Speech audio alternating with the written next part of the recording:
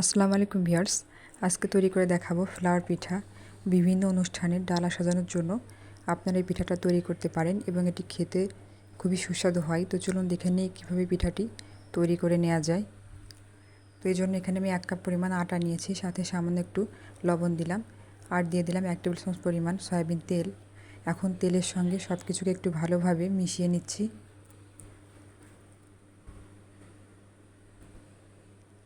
তো মিশিয়ে নেওয়া হয়ে গেলে অল্প অল্প করে কুসুম গরম পানি অ্যাড করব। তো কুসুম গরম পানি দিয়ে একটা রুটির মতো ডো তৈরি করে নেব। খুব বেশি শক্ত বা খুব বেশি নরম করা যাবে না, এমন অবস্থায় ডোটা তৈরি করে নিতে হবে। তো ডো তৈরি করা হয়ে গেছে, এখন এটাকে 10 মিনিটের জন্য রেস্টে রেখে দেব। ফিরে আসছি 10 মিনিট পর। তো ফিরে এলাম 10 মিনিট পর। এখন এই ডোটাকে আরও একটু মেখে নিচ্ছি। এই ডোটাকে 2টা ভাগে ভাগ করে নিচ্ছি। একটা ভাগ দিয়ে রুটি তৈরি করে নেব, আর একটা অংশ ঢেকে রাখছি।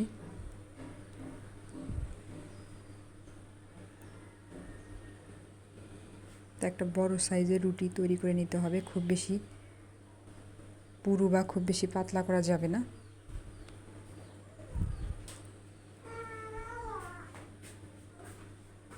তো রুটিটা তৈরি করে নেওয়া হয়ে গেছে। এখন একটা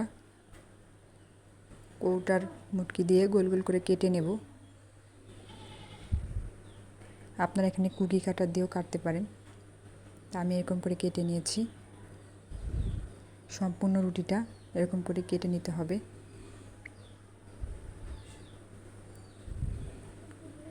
কেটে নেওয়ার পর বাকি যে অংশটুকু থাকবে ওইটা পরে ব্যবহার করব।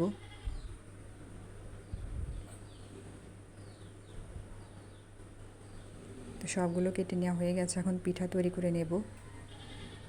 আমি পিঠা তৈরি করে দেখাচ্ছি। 2 পাশ থেকে এরকম একটু চাপ দিলেই একটা ফুলের পাপড়ির মতো হয়ে যাবে।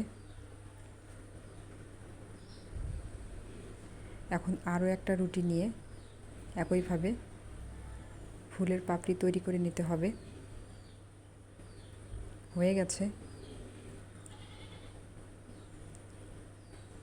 তো এখন একটা পাপড়ির মাঝ বরাবর সামান্য একটু পানি লাগিয়ে নিচ্ছি।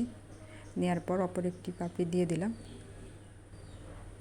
তো এভাবে করে নিলে কিন্তু ফ্লাওয়ারটা তৈরি হয়ে যাবে। দেখুন হয়ে গেছে। তো এরকম করে সবগুলো ফ্লাওয়ার তৈরি করে নেব।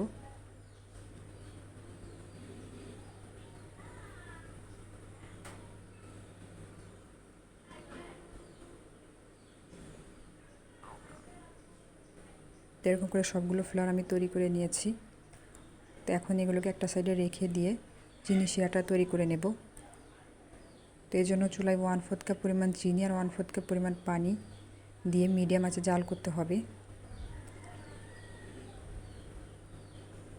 তো এক তারে শিরার প্রয়োজনে যখন শিরাটা একটু ঘন হয়ে আসবে, আঠালো হয়ে আসবে, তখন এটাকে চুলা থেকে নামিয়ে একটা সাইডে রেখে দেব। তো আমার শিরাটা তৈরি করে নেওয়া হয়ে গেছে। তো পিঠাটা ভাজার জন্য আমি চুলায় বেশ কিছুটা সয়াবিন তেল খুব ভালোভাবে গরম করে নিয়েছি। এখন মিডিয়াম আঁচে পিঠাগুলোকে তেলের মধ্যে ছেড়ে দিলাম। তো মিডিয়াম আঁচে উল্টে পাল্টে লালচে করে পিঠাগুলোকে ভেজে নিতে হবে। অতিরিক্ত গরম তেলে পিঠা ছাড়া যাবে না, মিডিয়াম আঁচে পিঠাটা তেলে ছাড়তে হবে। তো এরকম করে সবগুলো পিঠা ভেজে নেব।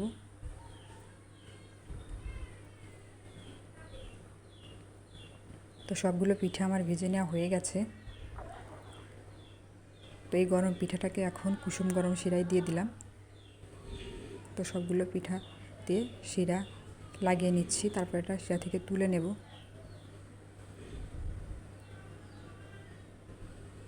এক মিনিট মতো উল্টে পাল্টে শিরায় ডুবিয়ে নিলেও হয়ে যাবে। তো ভিউয়ার্স, তৈরি হয়ে গেল খুব সহজে ফ্লাওয়ার পিঠা। তো রেসিপিটি ভালো লাগলে প্লিজ আমার চ্যানেলটি সাবস্ক্রাইব করবেন আর পাশে থাকা বেল বাটনটি ক্লিক করবেন পরবর্তী নোটিফিকেশন পাওয়ার জন্য। আর রেসিপিটি কেমন লাগলো অবশ্যই কমেন্টসে জানাবেন।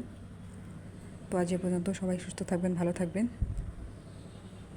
দেখা হচ্ছে অন্য কোনো রেসিপি নিয়ে। আল্লাহ হাফেজ।